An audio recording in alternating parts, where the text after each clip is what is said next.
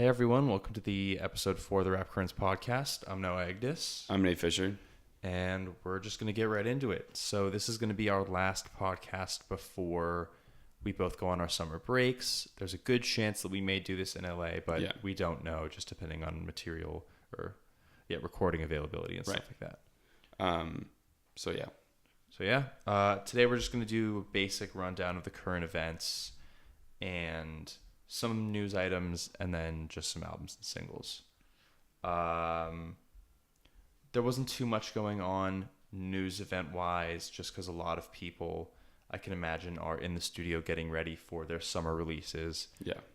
And even, people are gearing up for fourth quarter releases. Even, people, you think it's early, but for those that really take time to craft an album, fourth quarter is the heaviest part of the year. And so summertime is the time when people are crafting, their third and fourth quarter releases. People are also probably getting ready for their big festival runs because a ton of these festivals are going to be popping up, and you're going to be able to see a lot of these artists who are on their touring runs.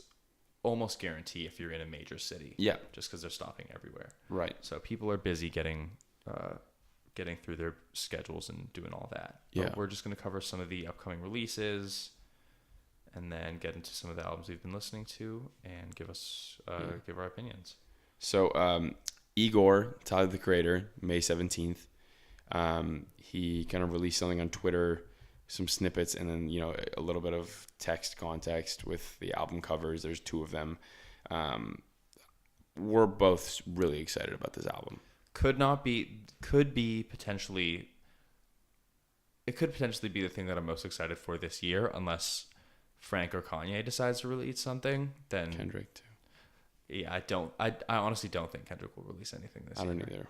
But that would be there would have to be something major for this to not be my top of the year in terms of anticipated releases. Right. Especially since how out of the blue this is, how good Flower Boy was. The commercial viability that he has demonstrated with this new album, because he always had that really hardcore fan base. Right. But it wasn't until this year that he really, really achieved a whole new audience. Yeah. And I think what's amazing about Tyler is that each album, he just, redefines himself in a new way. Flower Boy was by far his best work. So I'm really, really excited to see how he tops it. I'm sure he will. There's no doubt in my mind that he'll do, better, if not. Yeah. So we're both really excited, needless to say. Absolutely. Next album, DJ Khaled, Father of Asahd, coming out also the same day as Tyler's. Yeah. I'm pretty not excited for this. I'll give it a listen, and I'll see whatever the big singles are that pop off, because he typically has 1 or 2 big singles that the radio catches or something like that. But his last album, Grateful, was so completely underwhelming. It had some pretty big singles on it, like Wild Thoughts. Yeah, Wild Thoughts, To the Max with Drake, the song with Beyonce and Jay-Z, I'm the One. Yeah. So big, number 1 singles and songs type stuff, but nothing that is super, super replayable. I'm sure if I went back, I would enjoy a lot of it, but Khaled never really has a hand in anything besides curation, so I don't really think of him as an artist that's going to be putting out amazing projects. I just think of him as going to be putting people together and seeing if one pops, Yeah. Next, Injury Reserve, releasing their self-titled debut album, also on that same day, May 17th. I've really liked what I've heard from this recent crop of singles from Injury Reserve. Jailbreak the Tesla, the song with Rico Nasty, and the single that they released along with the announcement of the album, Corona and Lime. Yeah. I think they're super, super creative. I think the rappers are great. I love that industrial noise rap, experimental kind of underground movement that's been going on. I'm also very excited for this album to see where they take it. Next album we got Steve Lacy's album. We don't have a title yet. No title announced. So that's interesting, but considering it's going to be released in a week. But Steve Lacy has not released a debut project yet. I mean, he has a debut project, but not a debut album. Right, he has a demo, and then he has all the stuff that he's done with the internet. Yeah. And then he's been kind of working around writing with people. He had production credits on Kendrick's album. He had this recent Vampire Weekend album that just released has some Steve Lacy features on it. I mean, man has kind of defined himself as like the guy to go for bass, like really good bass. Guitar chords. Guitar, yeah, like really just like some really good live instrumentation, and then his voice as well. But I think I'm very excited for this album. He's a young dude. I think he's like 21. Yeah, he's like our age. No, I think he's like even younger. Maybe I remember him being in like high school. So really crazy. So yeah, we're excited for that for sure. He's a creative dude as well. So next, YG For Real slated for May 24th. This has been pushed back twice now. It was initially going to receive a release at the end of April, I believe, and then it got pushed to the beginning of May, and then it got pushed again. Yeah, to the end of May. I think him and his whole camp are kind of very shook by Nipsey's passing, and so they're just. I mean, if you look at his Instagram, there's not a single post that isn't about Nipsey. So I think they're really just recovering from that, and that's probably why it's being pushed. Yeah, definitely. Yeah. We'll go over the single that he released for the album Go Loco. Yeah, Go Loco with John Z and Tyga. And so I think from that you'll get a sense of how we feel about the upcoming material.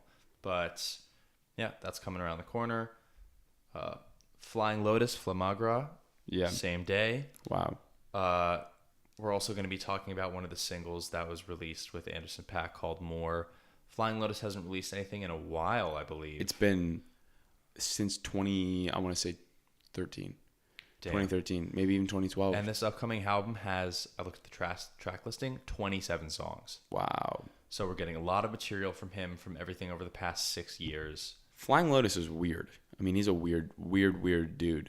But I'm so excited. His music is super experimental, but still oftentimes kind of parallels hip-hop, like traditionalist hip-hop structure. Because he has that electronic bass, but then he also loves the acoustic soul kind of R&B sound. Yeah, absolutely. And obviously with the collaboration of people like Thundercat and, Anderson .Paak, probably Kendrick. Yeah. We may even get some Mac Miller material on this album. Yeah, totally. I think, I've always been a fan of his. That last project he released was one of my favorites at the time, and I'm excited. Next, Skepta, Ignorance is Bliss, following up Konichiwa from 2016. Yeah, I mean he had an EP. Okay. With Pure Water on it. Oh yeah, I remember Pure Water. But it was like you could tell it was just throwaways. It was just like to hold fans over until whatever the next major release. So I'm excited for this. I mean, I'm glad that Skepta isn't an artist that's gonna put out music and just oversaturate his fans in the industry. Yeah, I heard the single that we're not going to be talking about a single specifically, but he released a single, I think today. It must be today. Or somewhat recently, but the single sounded really good. I'm excited. I love Skepta. I think he's one person who got me into grime. Yeah, I mean, because he's obviously the biggest representative from there over in this, like here in the States. Yeah. With Shutdown getting as big as it was, and Drake kind of co-signing him and stuff. Drake doing his thing of hopping on it and just making it huge. Exactly. So that'll be coming. I'm excited to hear that. And then these two albums that are rumored to be released this year or upcoming, but we know pretty little about them. Yeah. First, Danny Brown, in a recent article with High Snobiety, I think he was their cover star. Yeah, he was.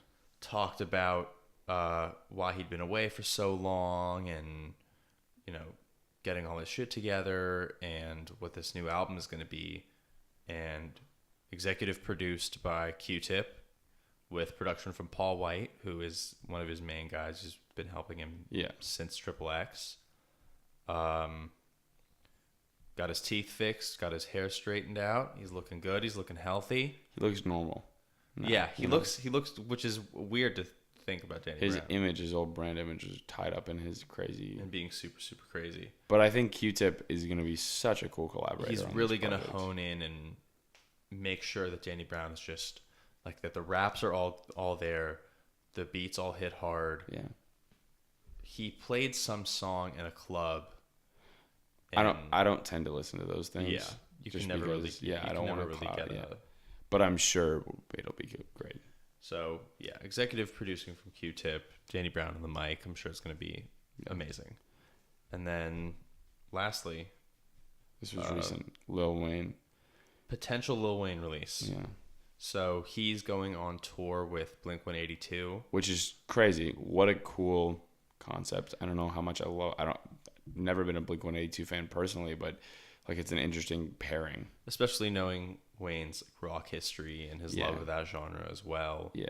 I think what happened was a guy who, when you bought tickets to the tour, there was a message that came up that said, like, you are going to get a copy of either Lil Wayne's or Blink-182's. You're going to get to choose between either Blink-182's or Lil Wayne's forthcoming album as a physical CD that you can redeem like when it comes out. Right. Whatever it is.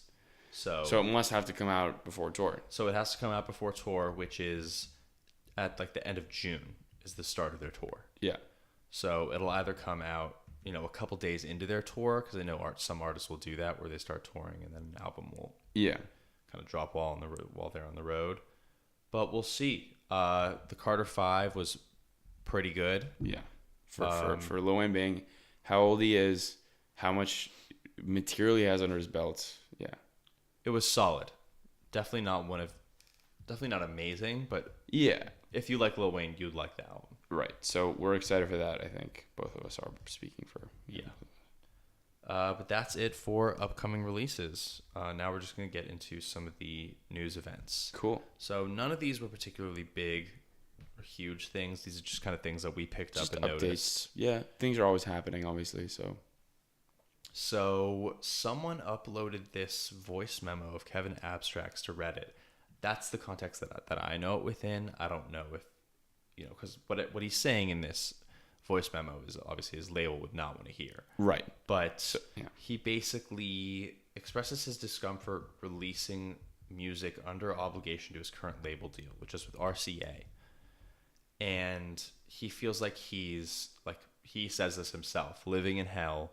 And he compares his current situation to Lauryn Hill's situation post the release of Miseducation of Lauryn Hill. Which, for those who don't know, Lauryn Hill was extremely devout. I mean, she was hailed as one of the greatest people that was making music ever at the time, and then made this amazing album, extremely revered, and then just like went completely dropped off the face of the earth. Yeah.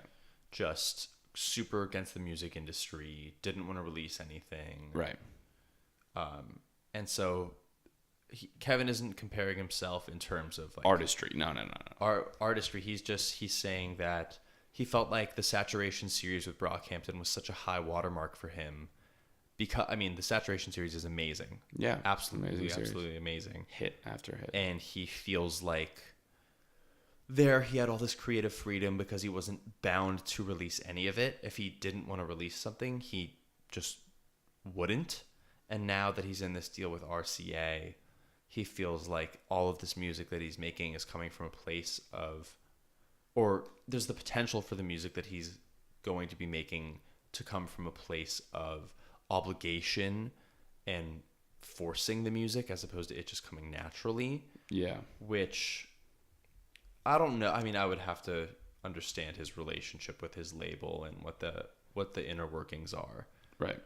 But it always sucks when an artist feels like this in relation to coming into the industry, because there's so many artists who you see in interviews who are like, the music industry is really bringing me down, and there's a lot of snakes here, and it stifles creativity. Yeah, you hate to see that from an artist, and especially I'm surprised that a label like RCA, that's kind of known for its A&R department fostering, this like really good community of like quality music. I'm a little surprised that Kevin's having this issue.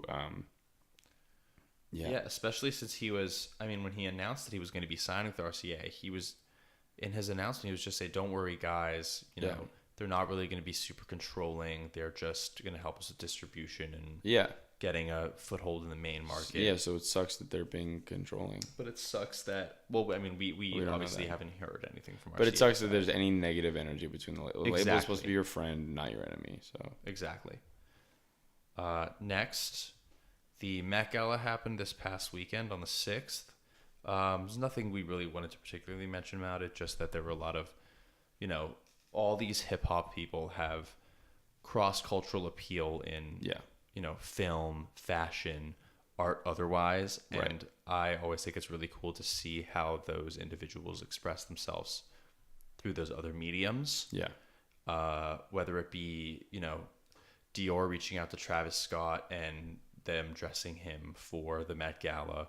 Or Kanye wearing a sub $50 Dickies jacket. So fun. I mean, that's just like, which I thought it was so classic. And I read and watched some of the Met Gala, and someone had asked him about why he wore that outfit. And he said, what did he say? He was like, you know, I was not like, I'm Kim's +1. That's really funny. To this event. And I didn't want to have to, because the last year he went with Kim, he wore that crazy Balmain jacket that was like, had all these diamonds and was embroidered was super, super nuts. Crazy. If you look up, it's a nuts jacket. If you have, I think that was 2015 or 2016. But it was a fashion statement. And then he also wore denim to the Met Gala, which is like it was a big deal, because you don't wear denim to like some black tie, super high fashion. Whatever. Anyway, he just wore this Dickies outfit because he was just like, I don't want to distract. I just want to be super understated, but still look good, and let Kim do her thing, and me just chill and be supportive for her and be a +1. Which is, I think, a very healthy place to be in as a couple. But definitely check out what other people showed up there. You know, I mentioned Travis Scott. I don't explicitly remember anyone else. Anderson .Paak was there. He looked great. Anderson .Paak was there as well. I mean, hip hop always shows out to these things, and it's always cool to see. It's always Met Gala is always a good gauge of where the culture is and like who's popular and whatever, because you know that's what it's all about. So next, this was pretty cool. Finally, there was a Wu-Tang Clan district brought to New York, I think in their Staten Island neighborhood. That has now been changed to the Wu-Tang Clan district, which is super cool. Funny considering how Staten Island is now, which is like it's known to be like the super conservative part of New York. And it's funny to think that the Wu-Tang Clan came from a place like that. But hey, it's home. That's the beauty of living in the United States. So check that out. Good for Wu-Tang.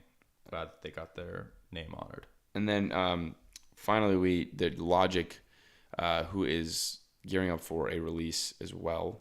I think so. We're recording this May 9th. His 9th. Release is I think tomorrow. May 10th. So we didn't cover that because it's tomorrow.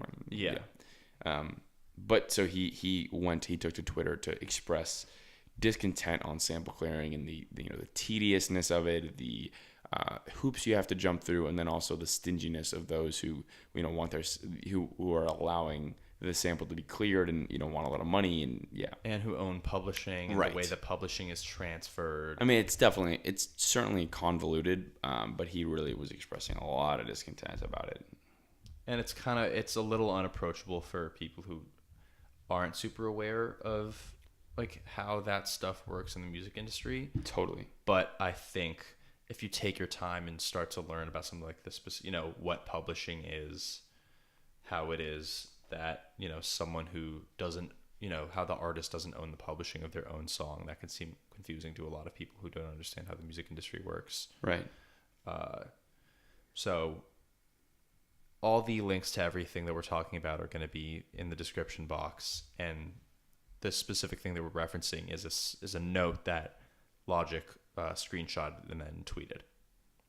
So if you want to go to see exactly what it is that we're looking at, just go on down to that description and click on the links. So I mean, now we're gonna move into albums and singles we've been listening to. Kind of the bulk of what we're gonna talk about today.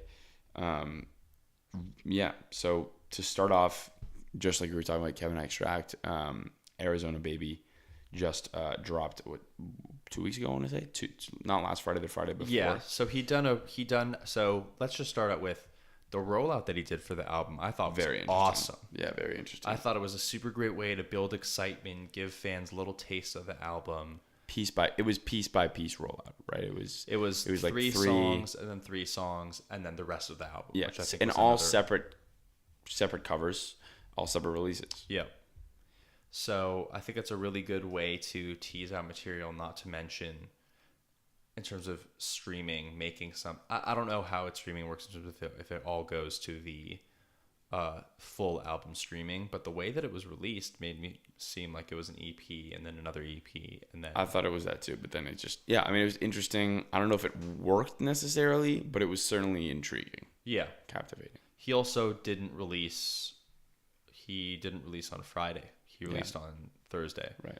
So it's a common thing now with a lot of artists releasing midweek. I think Anger Management, which we're going to talk about, also released on midweek. Thursday. Yeah. And I think it's a smart strategy. Yeah. What else? Well, so what were some of the highs for you on that album? I really liked, I mean, besides the rollout strategy itself, content-wise, it was super introspective. Like, there were songs where he was just kind of rapping about life and just kind of not like drawling at all, just really spilling his guts onto the track, and I love that. I love hearing that from rappers. Is just kind of them going off about what's been going on personally with them and how they feel. That's always like a psychology session almost. And then the features were awesome, in my opinion. The features were great. We had Brockhampton members, Bareface, Joba, Dominic Fike. So do you know who Dominic Fike is? He's this guy that he's his own separate. artist. Yeah, he's separate, right? Has some sort of affiliation with him, and his contribution to the album. Didn't he produce almost the whole thing with Kevin, alongside Kevin? I'm not sure about what his production role was, but Okay. he has the main vocals in the hook for Peach, Okay. which is one of my favorite songs off the project. Me as well. So it was awesome to see him contributing in that way, and I haven't listened to any of his independent stuff, but it makes me want to listen to his independent stuff. Yeah, I think Kevin was tweeting about this. He was like, I basically, he helped me through this whole album, Dominic and another guy. That's awesome. Yeah. In terms of the negatives, I thought it was a bit all over the place. It didn't really have a cohesive feel. It felt a little like this was the vibe in the studio at the time, so this is what we're gonna make. Yeah. It sounds typical of Kevin if he's having problems with the label. Exactly. It sounds like he just wants to be kind of a free artist, And so I think hearing that voice memo helped put this album into perspective, considering how all over the place it was. In terms of the tracks that I like the most, Georgia, Corpus Christi, Baby Boy, Peach, and Use Me. In terms of the song that I liked the least by far was American Problem. American Problem also hated that was song. a mess of a song. He had a good verse at the end about it was one of his more introspective verses. He was rapping from his life in a more aggressive stance. He mentioned something about Tyler the Creator. Yeah. But wow, that song should not have made the album. Yeah, agreed. That song is rough. But still super, super great project. Agreed. Definitely check it out. I would give this a good rating. Next, we had mentioned it had released the same day we recorded episode 3, so we wanted to come back to it once we'd had a little bit more time with it. But Ventura by Anderson .Paak. Yeah. Talk to me. It was it's the follow up to Oxnard, right? Yeah, it's like the follow up, like the pair. The pair, yeah. It was palpable that it was the pair, because you could tell there was a lot less pressure on him for this album. He was a little bit more free form than Oxnard, not in a necessarily positive or negative way. You could tell he was more relaxed. Some awesome features on this album. You got Smokey Robinson. You got Brandy, Nate Dogg. Yeah, some really great features on the album. And overall, just a good performance from Anderson .Paak. I think after I spoke to Noah about this, I was kind of split between what I liked more, Ventura or Oxnard. I'm going with Oxnard. I think it's a more cohesive album. It's a more potent album. But I think where Ventura shines is it's kind of a return to Anderson .Paak's roots a little bit. It's very, again, free-flowing, a little alternative in terms of its style. Yeah, and those are my thoughts. What about you? I think so. I definitely liked Oxnard more than Ventura. I think that Oxnard had more of a thematic flow and a journey that it took you on.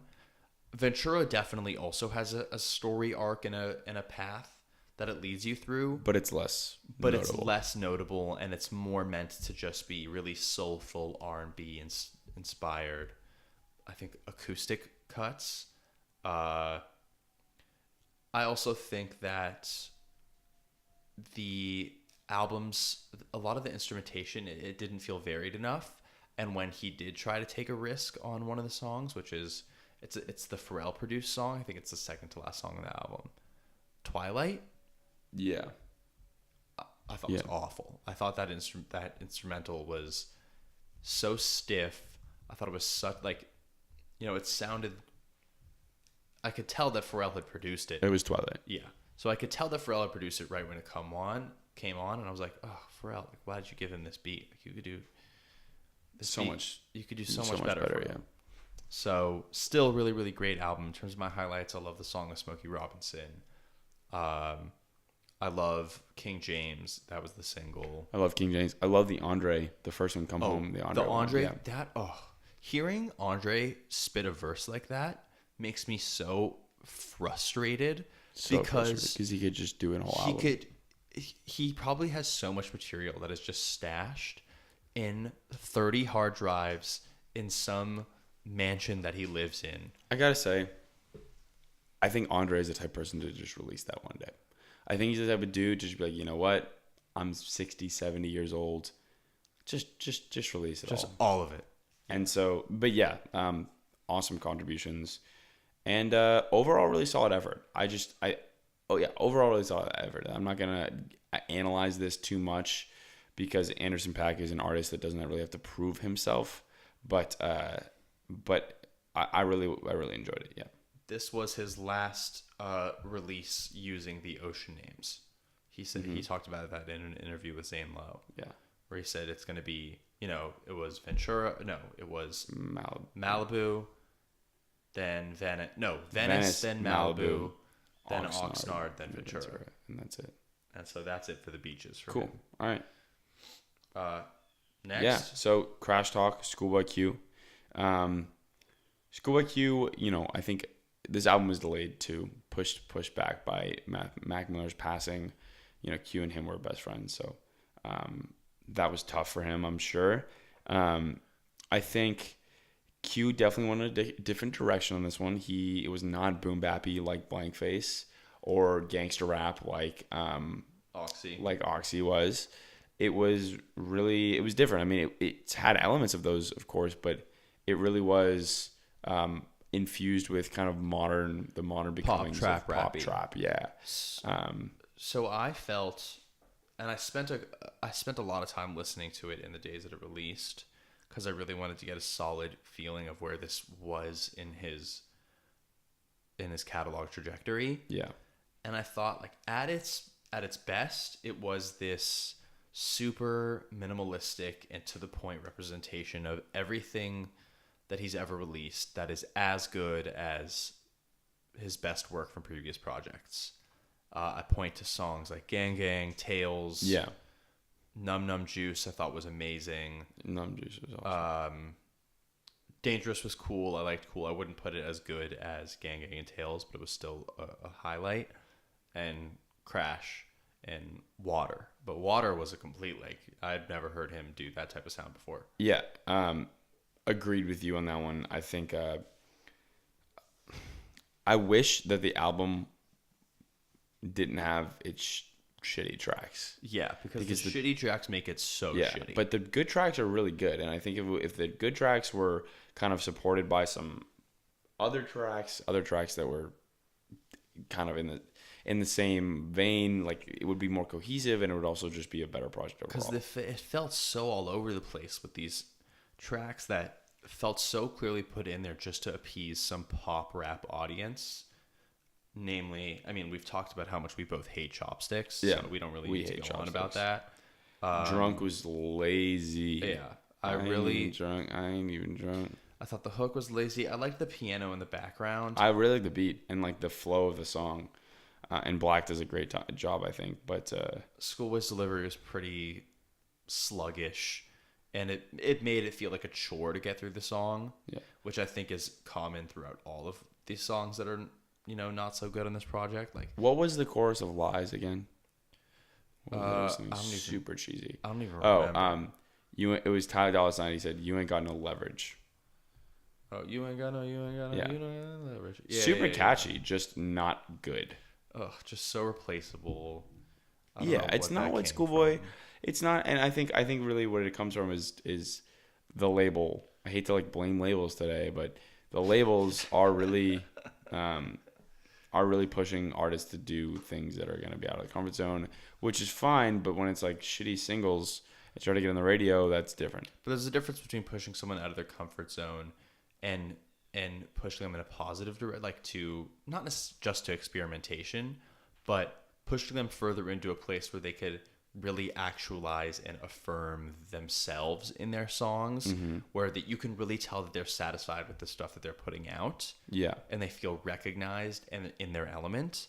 And then there's where you're pushing them to something that is widely accessible because that'll get more streams and more sales, which is kind of funny because this album it's doing fine. It's doing all right. It's probably Schoolboy Q's best in terms of popularity, in terms of streaming album, I would say.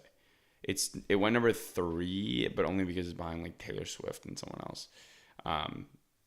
But I think you're right in the sense that like these songs aren't really on the radio. They're not going number 1, And Chopsticks was their shot at that, and they fucking Chopsticks was their major shot, and then Lies was the second one. But Chopsticks is so transparently shitty. Ugh. That's the issue, is that people are like, I think there are songs that exist that are like shitty, but no one really realizes it. Only like real, like, I feel like people that really love music do, but like for the most part, the general population doesn't realize how shitty it is. And then there are songs that are just so obvious, like, all right, this was such a single grab. Like, nah. Chopsticks is one of those. Agreed. So that's that. Moving on to Rico Nasty. Kenny Beats, Anger Management. Yeah. Loved. Yeah. I pretty much don't have anything else to say about that. I mean, Kenny's production is always amazing. Their chemistry is super great. All the features did a pretty good job, except from the one speed feature that I thought was kind of out of place, which was, I think his name was Splurge. Yeah. But other than that, I mean, Rico tweeted out this like guideline for listening to it, where it's supposed to be like a temper tantrum, where it starts off super, super crazy and then it kind of calms down as it goes on. Right.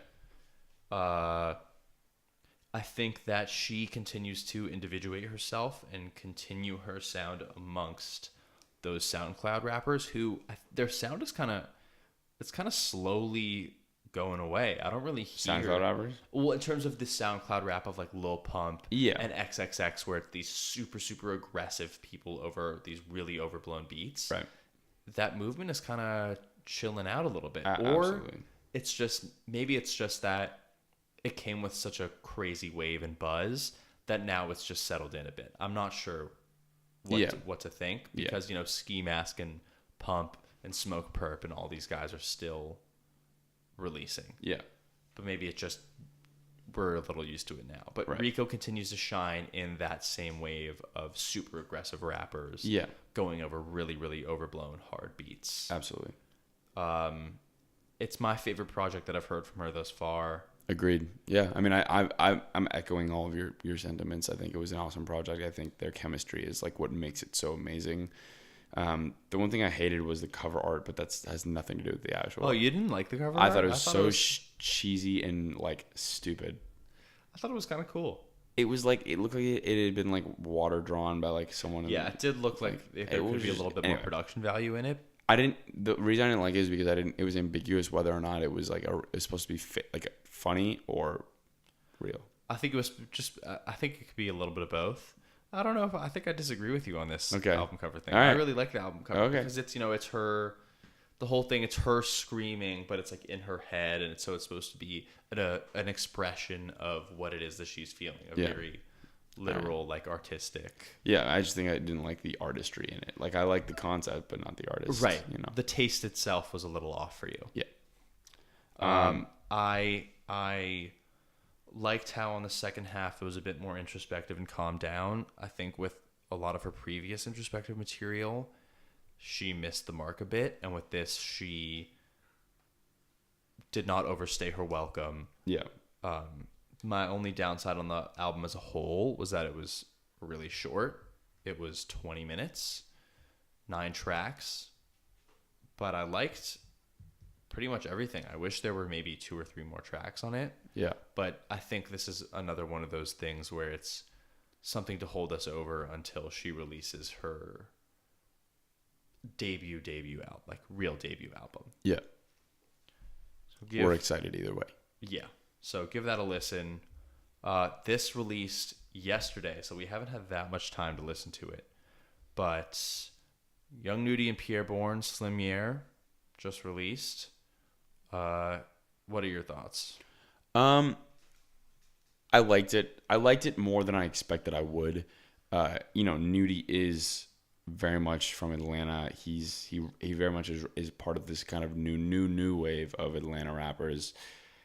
I never have found anything particularly special about those new waves of Atlanta rappers besides the fact that they are indeed from Atlanta and rep the city so hard, and they're kind of the embodiment of what's going on here. And they're catchy and fun. Yeah. And right. They have a good sense of melody and catchiness. And also everyone kind of supports him here in Atlanta. Everyone kind of loves Nudy, at least in the music realm. Everyone's like super supportive of him. So overall, I liked it. I think it was cool hearing Pierre's beats with someone other than Playboi Carti for once, and fun. In like you said, it's really just for fun. It's for like listening, not in the background, but it's really for like listening while you're partying, while you're turning up, and just like booling, really. Yeah, I think it's pretty consistent and fun. This is a really good thing to act as like party wallpaper, as you mentioned. Yeah, party wallpaper is a good phrase. There's nothing new here, and I think it's way longer than it should be. Yeah. I think that while Pierre adds a lot of like colorful and quirkiness to his production, I think it fits Nudy in that he's also kind of quirky with his delivery, and his voice itself is kind of it's not the same as Yachty, but it's kind of has that cartoonish characteristic to it that Yachty's does. They're both from Atlanta, so I don't know if that's a specific thing, but I think Nudy sometimes, I don't know what his drug habits are, but he sounds super drugged out on a lot of these tracks. Yeah. And I wish that he came to the tracks with the aggression that some of the features on this album did. Like that DaBaby feature is amazing. That's one of the best things I've heard from DaBaby. Even Megan Thee Stallion, who I've not heard much of her solo material, but she comes out with a solid feature. 21 is a solid feature. Yeah. I would say that the biggest complaint that I have, and this isn't even that big of a complaint, this is such an easy fix, is that like Pierre, you have that one tag and it's cool. That's a cool tag. I like that. Yo, Pierre, come out here. Yeah. But when you repeat it like 5 or 6 times throughout the song, it gets really annoying. Oh my God, yes. Especially with that creaking door sound. Agreed. And so it's also, the album is billed as a Young Nudy Pierre Bourne album. Your production is super characteristic throughout the thing so people can identify it as your production. Right. I don't need to hear your producer tag 9 times throughout the song. I'm with you. That was just a little side rant about that. But dude, we get the album's yours. If you want to throw it in like right before a drop, Jeez, yeah. that's cool. But calm down on the tags. Yeah. Or just get another tag. Get a secondary one you can throw in. Get another one. Yeah. Moving into singles and EPs we've been listening to. Really quickly before we start the segment, A$AP Rocky and A$AP Ferg released a song like we're talking like today. Okay. Like a couple hours ago. It's called Pups. Obviously we haven't listened to it, but just for news wise, just dropped. It looks really cool. The album art is gorgeous. It's A$AP and Ferg, and it's bright green, and it looks awesome. So check that out for sure. If you're a fan of the two. Damn, I did not see that. I literally just got the notification like 20 minutes ago, and I Gotcha. wanted to sneak it in here. Gotcha. Well, thank you. Yeah. So in terms of stuff that we are going to be covering for singles, we're going to start off with the YG single Go Loco featuring Tyga and John Z. Yeah. I thought the beat was super fire, mustard on the beat. Whatever this sample is that they've used, this like Latin guitar sample is awesome. It's awesome. I think it's cool how it kind of it develops and changes and it has a progression throughout the song. It's not just this 4-bar sample that just loops throughout the entire thing. Yeah, it's a song. It's a real song. Exactly. So there's the super catchy hook. I think Tyga does the hook. Tyga does the hook. Yeah. Tyga did a good job with it. I thought that the verses were pretty weak. Extremely weak. YG hasn't been doing it for me recently. Like, yeah, he just like, it's the same thing. I can expect everything from him, and it's a little bit annoying because he's definitely a bigger artist than he's acting like. But it's like, dude, come on, like be a little bit better. Like, redefine yourself in some way. Push your boundaries. It's just a lot of the material is really repetitive and to be expected. And he's talking about, like bitches with asses and hoes and popping bottles, girls going crazy, It's getting old. Yeah, it is getting a little old. I thought the best person on the track was John Z. Yeah, that was an interesting addition. He brought the most energy by far to the track, and his excitement carried across even though I don't speak Spanish. Yeah, me as well. So if Tyga and YG had brought that same level of energy, I think this could be one of YG's best singles. Yeah. In his discography. Agreed. But he just kind of, I don't want to say phoned it in, but didn't. It was late. Yeah, it was definitely lazy. Next, Flying Lotus released his single with Anderson .Paak called More. It's going to be on the upcoming album. When I heard it, I only listened to it quickly before we started recording, and there was a lot going on in the instrumentation, which is to be expected with someone as technically proficient as Flying Lotus is. There's a guitar intro in the song that switches like 50 seconds into a more soulful kind of Anderson .Paak-esque beat vibe. We got boom bap, a little bit of boom bap drums. I thought it was very reminiscent of like To Pimp a Butterfly, Untitled Unmastered Kendrick in terms of the atmosphere that the song created and the intricacy with which all the layering was woven in. Yeah, agreed. I thought that the background vocals on the track, there's this female, I don't know if it's a sample or if it's actually a live choir, but they worked beautifully with Anderson .Paak's voice, especially with like the grit that he has. Yeah, in his voice. His voice is so gritty and like nasally and kind of ugly at points, like beautiful ugly, that putting like an actual like beautifully sonically melodic choir there in the background is gorgeous. It meshes really well. And then he has a good, the song's like 4 minutes long. Anderson .Paak does a bit of rapping and singing, so you get the best of both worlds from him. Great track. There's 2 other singles that he has released, I think. I mean, like we mentioned, the album is 27 songs.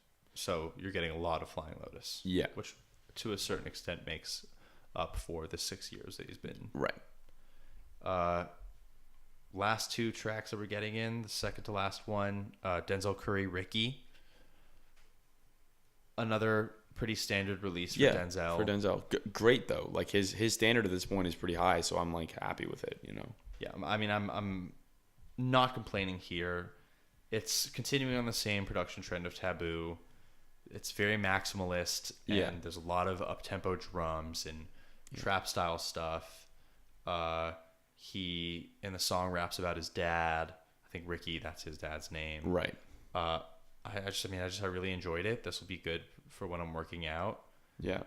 There's a cool beat switch up in the middle of it where he mentions 3 6 Mafia, and it kind of has this 3 6 Mafia-esque production switch for like, a couple seconds. Yeah. So that was a cool little layer to the song. But other than that, great. Cool. And then, final single here is Logic's Homicide featuring Eminem. As we mentioned, Logic is going to be tomorrow releasing an album. It's a super rapidy rap. Yeah. And that's what you could expect from a single from these two. Yeah. When I saw that they were going to be releasing a single together, I was like, oh, if there aren't bars on this song, then you're going to get shit on by everyone. Yeah, absolutely. I don't go to Logic very often to listen to stuff, but like I was pretty impressed by this song. Yeah. I mean, he's always been able to do the super lyrical, fast-paced bars. I was most impressed with the production. The production on the thing was super crisp. All the transitions were very, very clear. Yeah. I thought that the mixing was really well. All the instruments sat on top of each other well. I think that Logic's, when you have a track like this, which is so bar heavy, you need to be able to really listen to their vocals, and you can't have the production mess with the frequencies of his voice at all, because then you straight up can't understand what they're saying. But they do an excellent job of preventing any mistake like that. Both of them are enunciating their words very, very clearly, rapping super fast. The bars are funny. Personally, in terms of content, I can't stand some of the stuff that they said. It's so cheesy. It's so drawn out. Yeah, a lot of it is super cheesy and corny. But like sonically, it sounded good for sure. I just cannot. I can't do it, man. I can't listen to them for 4 minutes spitting like that, but like I did it for the sake of it's almost Logic even plays off like memes in real life, like even having Chris D'Elia is like. So that I found out was Eminem doing that. So wait, Eminem brought the Chris D'Elia thing in? So basically, because Chris D'Elia has a podcast and he talked about it on his podcast. And I remember hearing the impression myself. So I thought first of all, the impression's funny. I think it's a funny hilarious. impression. It's hilarious. But Eminem brought that. But what happened was Paul Rosenberg, who was Eminem's manager, longtime manager, who is now like the head of Def Jam. President of Def Jam. Yeah. Yeah. He called Chris D'Elia's manager and was like, yo, we want to use this on the album. Yeah. Like, talk to Chris, like, if you want to get paid or whatever. Yeah. Manager calls Chris. Chris is like, dude, no, I'm not going to make them pay for this shit. Yeah, of course. Just, like, fucking... Just put it on there. It's comedy. I put it on YouTube for free. I'm not going to charge them for this. Right. But it was Eminem that thought it was funny and wanted to put it in the track. Either way, Logic intermingles with, like, memes because he is himself a meme. Right. So... the song was solid. Yeah. I'm not going to re-listen to it. Yeah, me either. But I would say on the whole, I was impressed. Yeah, agreed. That's it. That's all we have for you guys today. You will likely be hearing from us over the next few months with another episode. We will keep you guys updated. Please let us know what you thought in the comments. Thank you so much for listening. Yeah. We are going to be looking to add video to this soon. Mm-hmm. We just need to coordinate that setup. And I'm also going to be moving into a new apartment, so we're going to have more space to see and incorporate that dimension to this. Cool. So thank you so much. Thank you for listening to episode 4. Yeah. We will see you. Bye.